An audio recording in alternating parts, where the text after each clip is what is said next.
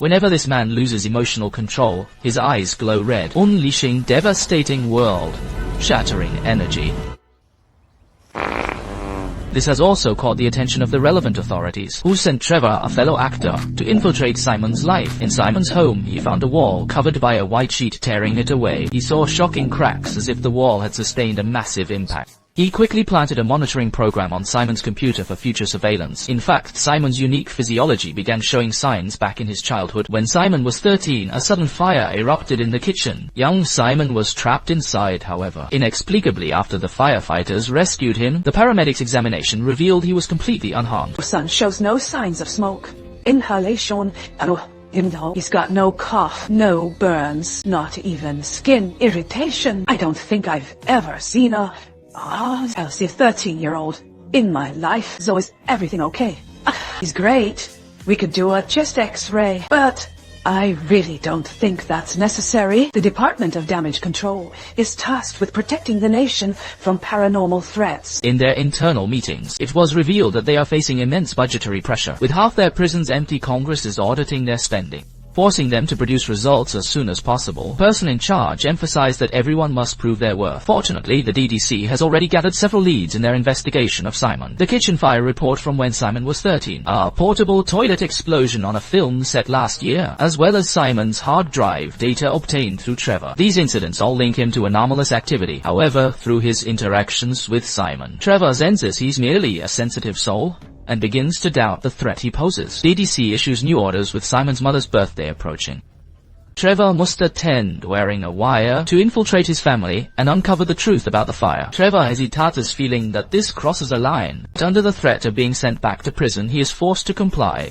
Meanwhile, Simon is anxious about the results of his Wonder Man screen test. Trevor comforts him as a friend, telling him that an actor's craft is the performance itself, not the wait for a role. They even rehearse lines from classic plays like Shakespeare together, further strengthening their bond. Later, Simon does indeed invite Trevor to attend his mother's birthday party, hoping he can act as a buffer for the complex family dynamics. This plays right into Trevor's hands, so he readily agrees, and promises to keep Simon's firing from the set a secret. At the party, while things seem harmonious on the surface, Trevor discreetly probes the family about the kitchen fire from years ago. However, the family is tight-lipped and reluctant to discuss it. Simon's mother simply takes the blame, saying she shouldn't have left 13-year-old Simon home alone. Trevor then tries to fish for information from neighbors and childhood friends. To little avail, the spotlight soon shifts to Simon and his highly successful brother Eric. Eric, a senior VP at an insurance company, scoffs at Simon's acting career as a frivolous pursuit, while constantly flaunting his own achievements. Brotherly tensions are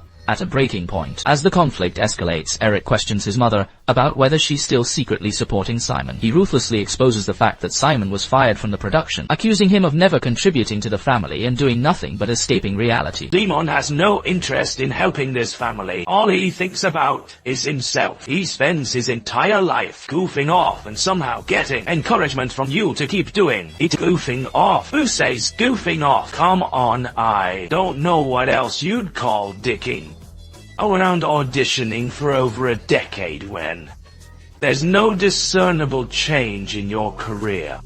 Don't upset him, right? Don't even say it. Let's all just protect him. Adhere. What the hell, son? What the hell is wrong with you?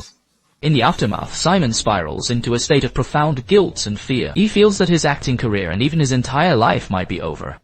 Trevor tries to comfort him, but Simon is completely dejected, believing Eric was right and that he should probably just admit defeat. Just as Simon hits rock bottom, he receives a call from his agent. Both he and Trevor have landed a screen test for Wonder Man. This unexpected good news brings a glimmer of hope to his desperate situation. However, he can't help but feel a sense of lingering anxiety. After all, Hollywood has now banned super-powered individuals from performing in movies, and the reason for this regulation stems from the actions of a man named Dorman. He was a doorman at a popular nightclub when a sudden fire shuttered the peace of the night. Thick smoke filled the nightclub, the exits were blocked, and panic ensued. At the critical moment, Dorman revealed his extraordinary powers. He could transform his body into a portal for others to pass through. He allowed the panicked crowd to pass right through him, successfully ensuring everyone's safe evacuation. Oh, look! Oh, look!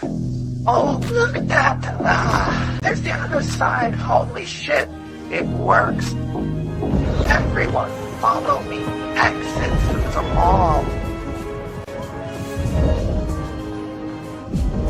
Hurry, keep moving. This heroic rescue turned Dorman into an overnight sensation. To show his gratitude, the star, he saved Josh Gad, hired him as his personal assistant, offering him a staggering annual salary of $200. Dorman's life was transformed forever from that point on. He went from being a mere doorman to a prominent figure in the star's inner circle. Josh eventually introduced Dorman to the world of show business. During a production meeting for a new film, the crew was struggling to design a complex vault heist sequence. Dorman offhandedly suggested, using his wall-facing ability, an idea that absolutely blew everyone away. Josh immediately decided that Dorman should play the part himself. Despite Dorman's repeated protests that he wasn't an actor, the encouragement from Josh and the crew finally won him over. The action comedy Operation Money Grab became a massive hit. Dorman officially launched his acting career and rose to Hollywood stardom. Now a celebrity, Dorman became a staple on the talk show and TV circuit. However, fame brought its own set of troubles. Dorman's image and unique abilities were being overexploited. He was booked for a string of questionable endorsements and commercials. One particular laxative adhere turned him into a total laughingstock. With my diet, sometimes I have trouble getting things to move through me. Try extra legs. They'll leave your insides as insubstantial as mine. Ding dong. His agent informed him that his contract for this commercial was being terminated early. The brand felt his catchphrase had become stale and outdated. Make matters worse, Dorman's lavish spending habits soon plunged him into deep financial trouble. Facing a downward spiral in his career, Dorman felt unprecedented pressure. He eventually resorted to a late-night infomercial selling potato bags, further cheapening his public image. The product soon sparked a scandal when design flaws caused several consumers to suffer severe steam burns. As a result, Dorman found himself embroiled in a class action lawsuit. With his reputation in tatters, he was forced to record a public apology video, announcing a temporary retreat from the spotlight for self-reflection. Just as Dorman's career hit rock bottom, his old friend Josh Gad reached out to him once more. Josh told him that Cash Grab 2 was about to start filming and invited him back. This offered Dorman a glimmer of hope. On the set of Cash Grab 2, everything seemed to be looking up. However, a catastrophic accident was about to unfold. During a stunt scene that required Dorman to use his powers to phase Josh Gad through a wall with him, the unthinkable happened.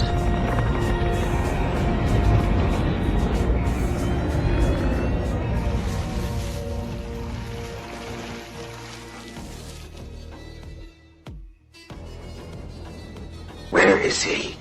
He didn't come out. Shake it. Josh Gad had mysteriously vanished inside of him. This bizarre disappearance sent shockwaves across the globe. The DDC immediately intervened, taking Dorman into custody for investigation. They subjected him to endless probing and experiments to locate Josh Gad, but all efforts proved futile. Dorman would spend the rest of his life under strict surveillance. This incident sent shockwaves through the entirety of Hollywood. To prevent such a tragedy from ever happening again, Mayo Studios collectively introduced an industry regulation known as the Doorman Clause. The clause imposed draconian restrictions on superpowered individuals participating in film and television productions, effectively making it impossible for them to work in the acting profession.